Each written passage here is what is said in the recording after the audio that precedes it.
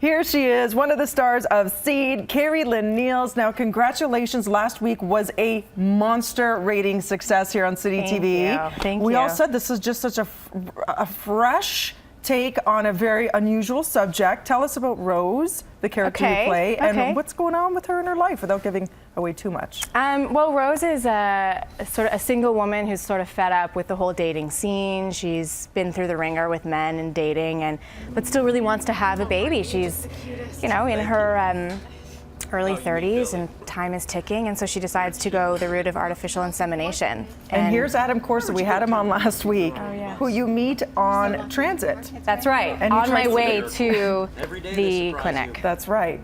And it ends in a really funny way. Well, last week we saw what happened, where you end up choosing him to be the sperm donor. That's right. Yeah, completely coincidentally. So tell us how you got this gig, because it seems like such a warm family cast. You were from Toronto, born and raised in Toronto? Scarborough, yeah. So this is legit. This is legit. Wait, this is your life, because I was talking, she's at Carrie Lindor on Twitter, and I'm like, that's fair. Is this for the Lindor chocolate? That's right, yeah. Yeah.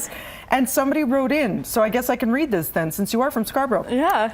Wanted to say hi to Carrie-Lynn from her favorite fans, the gang from Wantanapa Crescent in Scarborough. We are so proud of you, from Kim. Oh my God. So that's where you grew up. That's so sweet. Yeah, that's the street I grew up on. Oh, that's adorable. And is it true that you were pursuing acting for the longest time and decided that you were about to give it up before you got this gig? Yeah, actually, no word of a lie, it was a year to the day after I decided I was going to give up that I booked Seed. Now, was this because it was audition after audition? Yeah, it just sort of was the timing seemed to be off. I had been struggling. I mean, I've been auditioning a lot, not really landing a lot, and was becoming increasingly unhappy. And I always promised myself I would never do this if it made me unhappy. So I woke up one morning and said, I think I'm done, and I'm gonna get my transcripts and go back to school to be a midwife. And really? Yeah, and the person I was with at the time looked at me and said, I think you need to give it 5 more years. Give it 5 more years. Not 5 more months. No. And he said, take all the risks you need to take. And I took that to heart, and I did. And a year later, I'm on this amazing show. And I love that you say people at home who are struggling right now should take this as motivation, because you really felt like that's it. You were tapped out. You had nothing left to give. You couldn't stand one more rejection audition. No.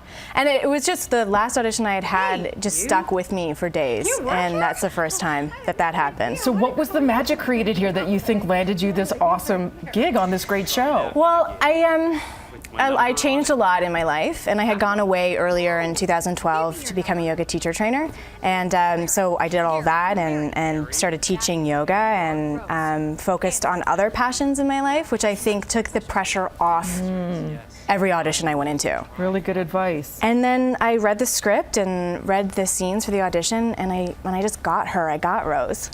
Well, continued success. It is such a pleasure to carry it right here tonight, Citytv, 8:30 p.m. Check her out in action at Carrie Lindor on Twitter. Yes, after the chocolate. Continued success, and say hi to Adam. I know you guys probably keep in touch a lot as the show continues on. So it must be such a thrill to watch all these episodes play back now. It's great because we haven't seen them, so we're watching along with everyone else. That's the best part. Yeah. Do you want to teach Kevin a yogi pose? Like, how bendy are you? Whoa, it's early, you guys. Oh, okay. It's early. Maybe next time you can come on and do a demo. Yes, great. Sounds great.